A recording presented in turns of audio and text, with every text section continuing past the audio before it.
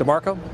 All right, turning now to politics. Yes, we are talking politics. Former interim DNC chair Donna Brazile says in her new book that she considered trying to replace Hillary Clinton with then Vice President Joe Biden as the party's nominee just weeks before Election Day. The Washington Post reported over the weekend that Brazile considered this move after Clinton's fainting spell at a September 11th memorial service. And here to talk more about this are Nomiki Konst, Michael Starr Hopkins, and Lis Smith. Nomiki is a CBSN political contributor and a Democratic strategist. We've spoken with you a lot this time. And Michael is also a Democratic strategist and contributor for The Hill. And Lis is a Democratic strategist and Martin O'Malley's former deputy campaign manager. So thanks to the three of you for visiting here and sort of giving us all of your expertise.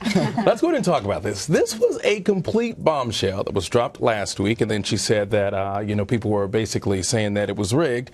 Then she sort of walked back on that and said there was no evidence of rigging. So the question is, what's your take now that it's been nearly a year since Election Day and this bombshell has been released? Well, look, just as Hillary Clinton did recently, Donna Brazile now is trying to tell her side of the story, and I think she has the right to do that. Personally, I don't think folks like Nomiki and I are particularly surprised by what she's saying there. I wouldn't use the term rigged. I think that's a little bit strong. But we knew at the time, we knew in 2015, we knew in 2016 that the DNC was putting its thumb on the scale for the Clinton campaign and coordinating in ways that were inappropriate and unfair to the other candidates. But would that be rigged? Rigging? No. Rigging has sort of a more nefarious meaning to me. Again, I think that they gave unfair advantages to them, but it wasn't like they were going out and messing with voting machines or anything like that.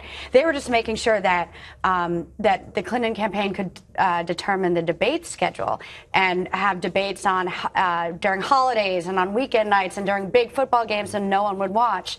And they were working with the Clinton campaign on some of these staffing decisions and things like that. That is putting their thumb on the scale. It's a little different from rigging. So no evidence of physical rigging or anything like that, but what about influence, Mark? I think that when it comes to the Donna Brazile, we can say bombshell. I think she threw a political grenade and then tried to put the pin back in after it came out. That's a good way of saying it. After the damage is done, right? The damage is done.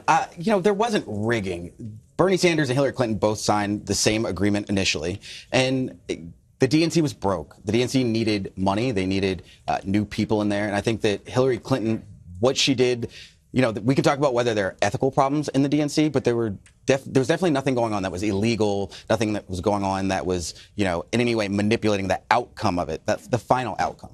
And I think that when Donna Brazile made those comments, it reopened old wounds that the DNC is really trying to close so that we can come together and figure out what our real message is going to be. I mean, we need a message, and I think that's the big problem right now.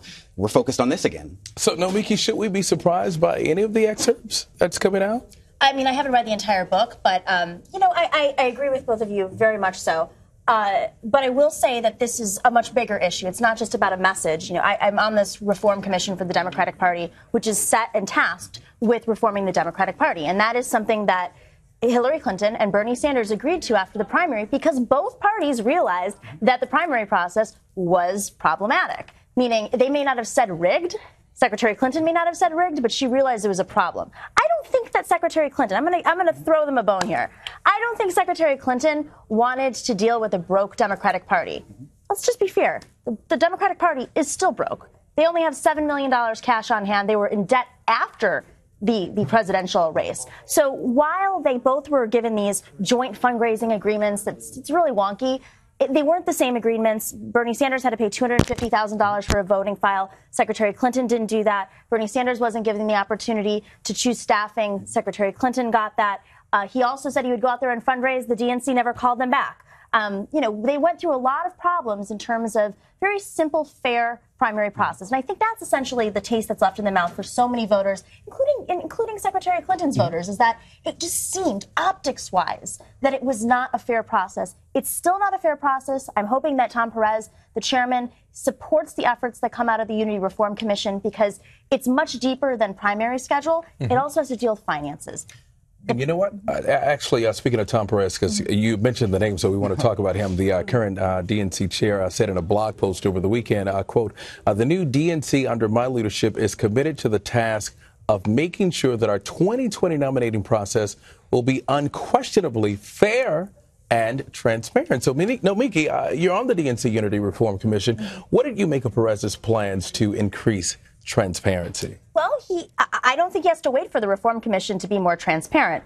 You know, he could show the budget now. Nobody on the executive committee of the Democratic National Committee has ever seen the budget. They don't know where we basically burned $1 billion. State parties, which we learned during the DNC chairs race, which Liz was a part of, state parties have very little money, so they can't recruit candidates to win back 1,100 seats. The Democratic Party is at its weakest point since 1929, and Chairman Perez really has to go above and beyond because it was a contested race. He really does have to prove that it's transparent. He should be showing the finances, getting rid of some of these consultants that are just making money off of nothing right now, supporting state parties, and welcoming new members. And we haven't seen a lot of evidence of that yet. But the fact that he reached out to people like you, it shows that he is committed to bringing in diverse voices. He didn't reach out to me. That was appointed by Bernie Sanders. Yes. But, you know, the fact that they do have a diverse group of people from across the Democratic Party on this commission is a good sign. I think we got to give him a little bit of time. And look, if there's any silver lining to this stuff that came out in Brazile's book, it's that the Democratic Party is going to be so hyper vigilant about this going forward and about avoiding any appearance of impropriety in the presidential nominating process. So it could be a good thing. Yeah, I think it will be, but I think that it shows that the DNC has become such an insiders group. Yeah. Everyone, it's become an echo chamber, and if you don't agree with almost everything being said inside the DNC, there's not really a place for you. And I experienced that on the Clinton campaign in a lot of instances where, if I had a moderate opinion on some things that was a little more moderate than maybe people on the campaign, that was seen as like a negative thing, not being loyal. And I think that was a big mistake on the part of the campaign. And I think that you isolate people and you really push them away from the party when you start doing that. Yeah, you want to hear different opinions coming from everywhere. I want to get this in real quick. Do you guys think this news, of course, is complicating the Democratic race in Virginia, especially for the governor's race? No, and I don't at all. I worked on the Virginia governor's race in 2009. I've done a lot of work with Terry McAuliffe there, who's the current governor. Today, I was chatting with people, both Republicans and Democrats, and no one is saying that anyone is talking about this. This is an inside the political bubble conversation. Now, all that being said, that is going to be one heck of a dogfight tomorrow. If there's one thing we've learned about Virginia gov races is that Republicans turn out much more reliably than Democrats do. And in 2013, when Terry McAuliffe went into Election Day with a 7-point advantage, he only won by 2.5 points.